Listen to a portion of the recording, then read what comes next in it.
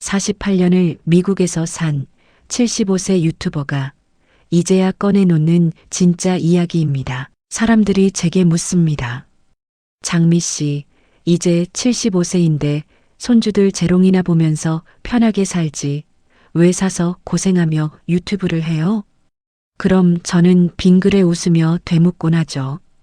왜 안 해야 되는데요? 그래요. 제가 유튜브를 하는 이유는 단순해요. 저는 시니어들이 유튜브를 꼭 해야 한다고 믿거든요. 우리가 가진 이야기는 그냥 경험이 아니라 삶의 엑기스예요. 시니어라고 나이 들어서 끝이 아니라 나만의 삶의 엑기스를 나눔으로 다시 시작할 때라고. 여러분은 뭘 시작해보고 싶으세요? 그리고 저는 이렇게 믿어요. 유튜브는 사람을 만나는 창이라고. 외로움에 반대는 사람이 아니고 연결이라고. 1977년 시택공항에 내렸던 27살의 에란이 낯선 땅에서 살아남으려 발버둥 쳤던 그 세월이 헛되지 않았다면 75세의 저는 지금 이 순간 가장 뜨거운 이야기를 할 수 있는 사람 아닐까요? 오늘 여러분은 48년을 미국에서 살아온 한 이민자 가족의 진짜 인생 이야기를 듣게 되실 거예요. 웃기는 얘기도 슬픈 얘기도 정말 힘들었던 얘기도 있습니다. 그리고 솔직히 말하면 이건 드라마보다 더 드라마틱해요. 어쩌면 이 이야기가 여러분의 멈춘 마음을 다시 움직이게 할지도 모르겠습니다. 저도 그랬습니다. 인생이 무너지던 순간들조차 끝이 아니었어요. 제 48년 이민 이야기 끝에는 2026년 한 해 동안 제가 여러분께 전해드릴 아주 특별한 정보들을 담았습니다. 여러 가지 정보 혜택과 시니어분들의 삶을 더 풍요롭게 만들 저만의 노하우를 어떻게 나눌지 미리 살짝 공개할 테니 마지막까지 놓치지 마세요. 아침에 학교 가며 손 흔들던 아들이 영영 돌아오지 않았던 1993년. 제 인생의 시계는 그날 멈춘 줄 알았습니다. 하지만 75세가 된 지금 저는 깨달았어요. 무너진 그날이 끝이 아니라 다시 시작하는 날이었다는 것을요. 제 첫 울음소리는 포탄 소리와 함께 시작됐습니다. 한국 이름은 에란. 참 예쁜 이름이죠? 하지만 제가 태어난 날은 그리 예쁘지 않았어요. 1950년 12월. 한국 전쟁이 한창이던 그해 겨울이었습니다. 전쟁이 6월에 시작됐고 저는 그해 12월에 태어났어요. 그러니까 제 첫 울음소리는 포탄 소리와 함께 시작된 셈이죠. 어머니가 말씀하시길 군인이셨던 아버지 덕분에 피난을 갈 수 있었대요. 그래서 저는 살아남았고 전쟁이 끝난 후 서울로 올라와 자랐습니다. 제가 농담처럼 하는 말이 있어요. 나는 호랑이가 담배 피우던 시절에 태어났다고요. 정말이에요. 그때는 전기도 제대로 안 들어왔고 길거리에 전화기 하나 귀했으니까요. 운 좋게 공부도 꽤 잘했고 카톨릭 학교에서 영국 수녀님께 영어를 배우며 더 넓은 세상을 꿈꾸던 소녀였죠. 대학에선 도서관학을 전공했어요. 책 냄새를 맡으며 조용히 미래를 준비하던 그 시절, 저는 제가 아주 똑똑한 줄 알았습니다. 23살에 결혼해 두 아들을 얻었고 1977년 27살에 큰 결정을 내렸어요. 바로 미국 이민이었습니다. 사람들이 묻더군요. 왜 한국을 떠났냐고요? 도망친 게 아닙니다. 저희는 선택한 거였어요. 내 아이들이 더 넓은 세상에서 더 큰 꿈을 꾸길 바라는 엄마의 마음. 여러분도 자식 위해서라면 내 인생 전부를 걸어보고 싶었던 적 있으시죠? 저에겐 그게 바로 1977년의 미국행이었습니다. 형제 초청이었어요. 남편과 두 아들, 그리고 저. 네 식구가 짐 가방 몇 개에 인생을 담아서 시애틀행 비행기에 올랐습니다. 비행기 안에서 창밖을 보면서 생각했어요. 나는 무모한 사람이 아니야. 나는 준비된 사람이야. 영어도 배웠고 대학도 나왔고 똑똑한 여자야. 미국? 할 수 있어. 그런데 말이죠. 미국은 제가 생각했던 것보다 훨씬 더 설명서 없는 나라였어요. 시택 공항에 도착했을 때의 그 느낌. 지금도 생생해요. 공항에 내리자마자 깨달았죠. 영국 수녀님께 배운 제 영어는 미국 시장 통해선 한마디도 안 들리더라고요. 시아 주버니께서 마중 나오셨어요. 그분이 하시는 음식 사업을 돕기 시작했습니다. 큰 쇼핑몰 안에 있는 스낵바와 이마트 같은 편의점을 하시고 계셨죠.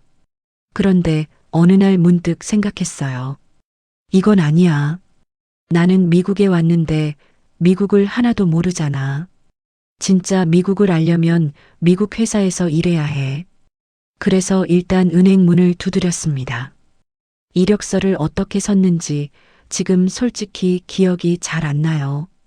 접수대 직원이 정말 친절하게 웃으며 말했어요. We'll call you back. 전화 드릴게요. 저는 집에 와서 매일 전화기 앞에 앉아 기다렸어요. 한 달을 기다렸죠. 전화는 안 왔어요. 다시 찾아갔습니다. 그랬더니 이번엔 이렇게 말하더군요. You don't have enough experience. 경력이 부족해요. 한국 최고의 대학을 나오고 영어도 좀 한다고 자부했던 제 자존심이 와르르 무너졌습니다. 여러분도 그러신 적 있죠? 나는 준비가 됐는데 세상이 나를 필요 없다고 할 때 그 막막한 말이에요. 그날 밤 잠이 안 왔어요. 그래서 결심했습니다. 좋아, 그럼 내가 경력을 만들어주지. 바로 직업학교 보케이셔널 스쿨에 등록했어요.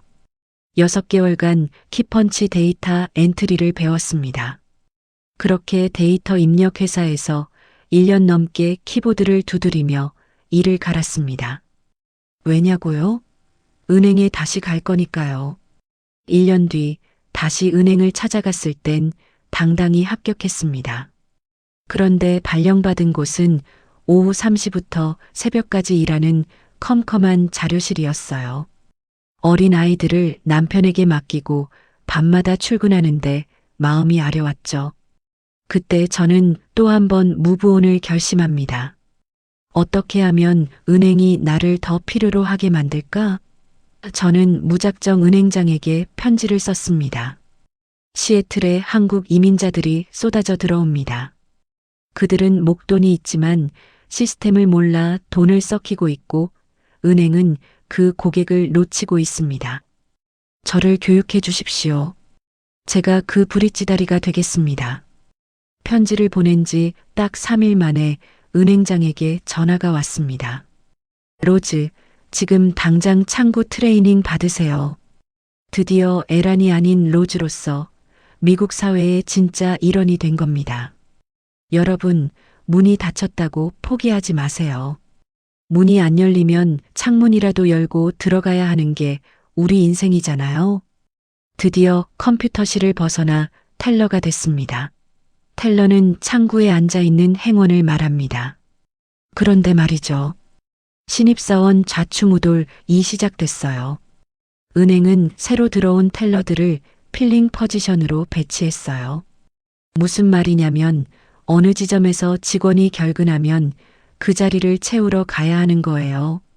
문제는 저는 운전면허를 딴 지 얼마 안 됐다는 거죠. 매일 아침 전화가 와요. 로즈, 오늘은 벨뷰 지점으로 가세요. 로즈, 오늘은 터코마로 가세요. 모르는 길을 혼자 찾아가야 하는데 지금처럼 GPS 같은 거 없었어요. 종이 지도 하나 들고 길을 헤매면서 가는 거예요. 어느 날은 프리웨이에 잘못 들어갔어요. 시간은 늦었고 뒤를 돌아보니 차가 없더라고요. 바로 후진으로 차를 빼냈죠. 다행히 그날 경찰들께서 도넛 먹고 계셨는지 안 걸렸어요. 지금도 내 얘기를 들을 때 남편 표정을 생각하면 웃는답니다. 그렇게 1년을 버텼습니다. 그런데 어느 날 깨달았어요. 나는 하루 종일 돈을 만지고 돈 냄새를 맡는데 퇴근하면 내 지갑은 텅 비어 있네. 애들이 엄마 피자 먹고 싶어요라고 하면 저는 지갑을 열어봐요. 10불도 없어요. 이 길도 내가 갈 길이 아니다 싶더라고요. 그래서 결심했습니다. 미국은 꿈을 가진 사람들의 나라잖아. 아메리칸 드림 나도 그걸 위해 여기 왔는데 이제 그 길로 가야지. 사표를 냈어요. 마침 시아주버니께서 말씀하셨어요. 도너츠 가게가 판다고 나왔는데 한번 볼래요? 개인이 하는 작은 도너츠 가게였어요. 매일 밤새 도너츠를 만들어서 오후 3시까지 팔고 남는 건 재향군인 골프 클럽에 기부하는 정말 럭셔리한 도너츠 가게였죠. 있는 돈 다 털어서 샀습니다. 첫날 제가 프루프 바크스에서 막 나온 따끈따끈한 도너츠에 하얀 글레이즈를 뿌렸을 때 와, 이게 진짜 아메리칸 드림의 맛이구나. 하나 먹으면 반칙이에요. 기본 2개는 눈 깜짝할 사이에 넘어갑니다. 부드럽고 달콤하고 고소하고 뽕신뽕신한 그 도너츠. 요즘 도너츠는 그런 맛이 안 나요. 그런데 문제가 생겼어요. 처음에 잘하던 베이커들이 주인이 동양 사람으로 바뀌니까 하나둘씩 나가기 시작한 거예요. 차별이라고 생각하지는 않아요.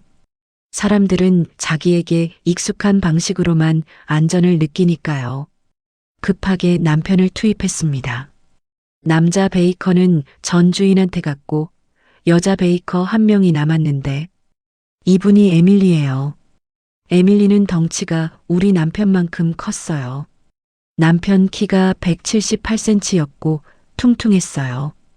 그런데 이 언니 밤에 도너츠를 만들어야 하잖아요. 여름에는 더우니까 문을 활짝 열어두고 일하는데 허리춤에 권총을 차고 다녔어요. 항상 프루프 바크스 옆에 권총을 두고 일했죠.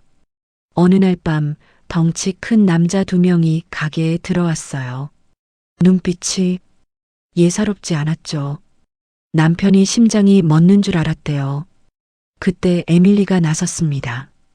에밀리가 허리춤 권총을 툭 건드리며 눈을 부라렸어요. 그 남자들이 쥐 죽은 듯 나갔어요. 남편이 그때처럼 에밀리가 이뻐 보인 적이 없었다고 말해서 같이 웃었던 기억이 나네요. 다행히 에밀리랑 남편은 잘 지냈어요. 근데 1년쯤 지나니까 남편이 허리가 아프다고 하더라고요. 생각해 보세요. 한국에서 부잣집 아들로 편하게 살던 사람이 밤마다 일어나서 밀가루 뒤집어 쓰고 권총 찬 에밀리랑 도너츠를 만들고 문득 이러다가 나 과부 되는 거 아니야? 하는 생각이 들더라고요. 남편에게 너무 미안했어요. 이건 아니다 싶었죠. 그래서 팔기로 했습니다. 마침 보잉 회사에 다니는 흑인 부부가 사겠다고 했어요. 정말 좋은 부부였어요. 남편은 보잉 경비원이었고 부인은 사무직으로 20년 넘게 일한 분들이었죠. 저는 말했어요. 종업원은 꼭 백인으로 쓰세요. 손님 대부분이 백인이니까요. 근데 제 말을 안 들었어요. 결국 가게는 3개월 만에 다시 제 손으로 돌아왔습니다. 흑인 부부가 리스할 때 집주인이 우리더러 코사인 공동 보증을 안 하면 안 준다고 해서 5년 렌트 계약에 코사인을 했거든요. 일단 문을 닫았습니다. 그러나 매달 렌트비는 계속 나가고 3개월 사이에 손님은 반 이상 떨어졌고 집에 돌아가면 애들 얼굴은 보이고 내가 지금 뭘 한 거지? 하는 생각이 머리를 꽉 채우더라고요. 잠깐은 한국으로 돌아가는 것도 진지하게 생각했어요. 여러분도 살면서 한 번쯤 여기까지가 끝인가 싶은 순간 있으셨나요? 그 도너츠 가게를 다시 붙잡고 밤새 반죽하고 살 생각은 없었어요. 그러다 과부 될까 봐요. 진짜로요. 그때 제 마음은 딱 하나였어요. 이번에는 길을 다시 찾아야 한다. 그때 제 머릿속에 번쩍하고 전구 하나가 켜졌습니다. 내가 동양 사람이니까 동양 음식으로 바꾸는 거야. 가게를 부촌의 일본 식당으로 변신시키는 무모한 작전이 시작된 겁니다. 바로 진행했습니다. 남편은 스시를 배우러 한국으로 한 달간 파견 근무 갔어요. 그리고 미국으로 오는 길에 일본에 들러서 견학까지 하고 왔죠. 3달 후 드디어 문을 열었어요. 반응이 처음엔 뜨거웠어요. 그런데 문제가 생겼죠. 술을 안 파니까 와서 한 바퀴 보고 나가는 사람들이 생기는 거예요. 우리 부부는 기독교인이라 일요일에 문 안 열고 술도 안 팔았거든요. 그래도 버텼습니다. 저희는 포기하지 않았습니다. 남편이 기발한 아이디어를 냈죠. 바로 스시 학교를 차리는 거였습니다. 날 생선이 낯선 미국인들에게 오늘은 초등학교 레벨입니다라며 캘리포니아 롤부터 내줬어요. 중학생이 되면 튜나를, 졸업할 때쯤엔 우니성게알을 먹이며 졸업사진을 찍어가게에 걸어줬죠. 손님들이 재밌어하며 줄을 서기 시작했습니다. 드디어 고생 끝에 낙이 오는구나 싶었죠. 문화는 가르칠 수 있는 거더라고요. 나중엔 결국 술도 팔게 됐고 장사도 잘 됐습니다. 그런데 술을 파니까 새벽 2시까지 열어야 하고 고민이 많이 됐습니다. 그런데 어느 날 남편이 제 얼굴도 못 쳐다보고 툭 한마디를 던지는 겁니다. 여보, 우리 가게 미스터 우 주기로 했어. 미스터 우는 남편의 한국의 절친이 부탁한 이혼하고 아이들과 힘들게 미국에 온 분이었어요. 세상에 상해 한마디 없이 그 잘나가는 가게를 그냥 줘버렸다니요.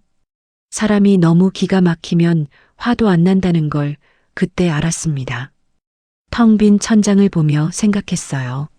할 수 없지. 이미 엎질러진 물, 저는 남편의 손을 잡고 말했습니다. 잘했어요. 잘한 일이야. 나한테 상의도 없이 혼자 결정하고 그래도 말해주니 고마워요. 그랬더니 남편이 나중에 돈 벌리면 그때 갚으라고 했다고. 근데 말이 씨가 된다고. 그분이 맡은 후에 더 잘 됐어요. 우리가 팔려고 했던 금액보단 작지만 목돈으로 갚았어요. 삶의 깊이는 성공을 맛본 후가 아니라 절망을 맛본 후에 알게 되더라고요. 일본 식당을 넘기고 잠시 쉬고 있을 때였어요. 예전에 도너츠 가게 하던 시절 알게 된 백인 친구가 찾아왔죠. 로즈, 잠깐 할 얘기가 있어요.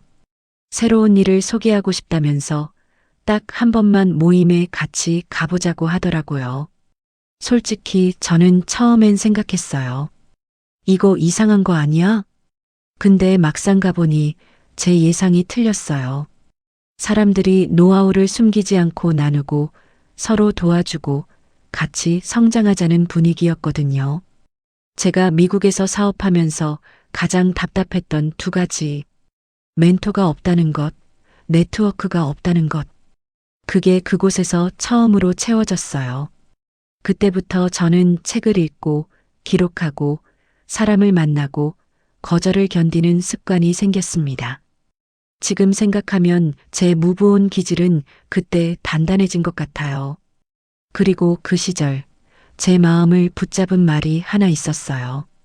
컴패셔넛 캐피털리점. 저는 그 말을 이렇게 이해했어요. 나만 잘 사는 게 아니라 함께 잘 살아보자. 하지만 인생은 참 얄궂죠. 그런 따뜻한 나눔 뒤에 제 생에 가장 차갑고 어두운 겨울이 기다리고 있을 줄은 꿈에도 몰랐습니다. 바로 1993년 제 시계가 멈춰버린 그날의 이야기입니다. 아침에 학교 가며 다녀올게요. See you later, Mom. 라고 했던 둘째 아들의 뒷모습이 마지막이 될 줄은 상상도 못했습니다. 사고였습니다. 학교 신문 편집장에 라크로스 선수에 밴드 보컬까지 하던 그 빛나고 바빴던 아이가 한순간에 제 곁을 떠났습니다. 매일 아침 묘소에 가서 아이와 대화를 나눴습니다. 엄마 왔어. 내 친구 마이크가 왔다 갔단다. 엄마는 지금 너무 슬프고 화가 나. 그리고 내가 너무 보고 싶다. 차 안에서 그리고 아무도 없는 곳에서 목이 터져라 울었습니다. 눈가에는 눈물길이 깊게 패였죠. 지인들이 시간이 약이다라며 위로했습니다. 하지만 여러분, 자식을 가슴에 묻은 부모에게 그건 약이 아니라 그저 독한 세월을 몸으로 견뎌내는 과정일 뿐이었습니다. 거의 10년이 지나서야 상처가 조금 무뎌지더군요.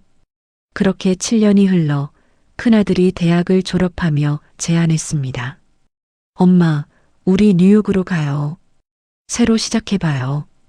50대 중반의 나이, 저는 그 슬픔의 도시 시애틀을 떠나 낯선 뉴저지로 향했습니다. 인생의 가장 어두운 마디를 지나 다시 무브온할 시간이 온 거였죠. 페리를 타고 뉴저지에서 맨해튼을 처음 입성한 날, 정신이 확 깨더라고요. 매일 아침 아들 출근하면 맨하튼 거리를 걸어 다녔어요. 골목골목 가게마다 다 들어가 봤죠. 그땐 한인들이 정말 많이 가발 가게, 기프트 가게 하셨어요. 한 집 건너 있었던 것 같아요. 5번가도 가보고 레벨 업그레이드 하러. 농담이에요. 부동산은 아들이 권유했어요. 엄마, 어차피 우리도 집 사야 하니까 부동산 라이센스 따면 좋지 않을까요? 그때가 바로 서브프라임 터지기 직전이었어요. 집들이 얼마나 잘 팔리는지. 나 같은 초짜도 6자리 커미션을 벌었어요. 하지만 돈보다 제 마음을 움직인 건 사람들이었습니다. 시스템을 몰라 억울하게 집을 잃는 한인들을 보며 그분들이 마땅히 받아야 할 남은 돈을 찾아드리는 서플러스 펀즈 일에 매달렸죠. 3년 동안 열심히 했습니다. 지금 이 영상을 보고 계신 분들 중에도 혹시 집 문제로 밤잠 설치는 분 계신가요? 차압 위기에 처했거나 이미 집이 넘어갔는데 어떻게 해야 할지 몰라 막막하신 분들이요. 제가 가진 노하우로 길을 안내해 드릴 수는 있습니다. 절대 혼자 앓지 마세요. 몰라서 놓치고 있는 여러분의 소중한 권리가 분명히 있을 겁니다. 도움이 필요하시면 언제든 댓글이나 이메일로 사연을 남겨주세요. 제가 아는 선에서 정성을 다해 답해드리겠습니다. 시간이 지나게 되면서 알게 된 것은 이런 문제 해결도 가치 있지만 내 가슴을 더 뛰게 하는 건 더 많은 사람과 삶의 지혜를 나누는 창의적인 일이라는 거리요. 그래서 저는 또 한 번 무브 안 했습니다. 48년을 미국에서 살아보니 알겠더라고요. 이민자들은 처음에 이 나라를 빌려 살지만 시간이 흐르면 여기가 내 나라가 된다는 거요. 그리고 우리가 겪은 이 눈물 젖은 실화들은 그냥 고생담이 아니라 누군가를 살릴 수 있는 인생의 엑기스라는 거요. 미국은 완벽한 나라가 아닙니다. 하지만 수많은 이민자와 함께 지금도 완성되어 가는 나라입니다. 서로 배척하는 게 아니라 서로 돕고 배우며 함께 성장하는. 저는 믿습니다. 외로움에 반대는 사람이 아니라 연결이라는 것을요. 유튜브는 제가 세상을 향해 내미는 손입니다. 여러분, 제가 한 달 반 전 첫 영상을 올렸을 때 기억하시나요? 그때 저는 정부 혜택에 대해 말씀드렸었죠. 이제 2026년 한 해 동안 저 스카이걸은 여러분의 든든한 가이드가 되려 합니다. 48년 미국 생활과 부동산 전문가로서의 상식을 총동원해 정부 세금 혜택부터 리버스 모기지까지 시니어분들의 경제적 자유를 위한 실질적인 정보들을 아낌없이 나누겠습니다. 하지만 정보보다 더 귀한 건 우리의 삶입니다. 앞으로 저는 실화를 바탕으로 인생이 무너진 자리에서 다시 일어난 진짜 영웅들의 이야기를 계속 담아내겠습니다. 75세인 저도 오늘 처음으로 시작 버튼을 눌렀습니다. 여러분은 오늘 무엇을 시작해보고 싶으세요? 거창하지 않아도 좋습니다. 딱 하나만 댓글로 남겨주세요. 제가 여러분의 첫 번째 응원군이 되어드릴게요. 여러분, 오늘 밤은 우리 모두에게 한 번만 말해줘요. 수고했다. 그리고 내일은 우리 각자의 아메리칸 드림을 향해 다시 무브안하는 겁니다. 마지막으로 오늘 이 영상은 제 소개였습니다. 그리고 앞으로 저는 실화를 바탕으로 인생이 무너진 자리에서 다시 일어나 시니어들의 이야기를 계속 만들겠습니다. 저는 스카이걸였습니다. 다음 이야기에서 만나요.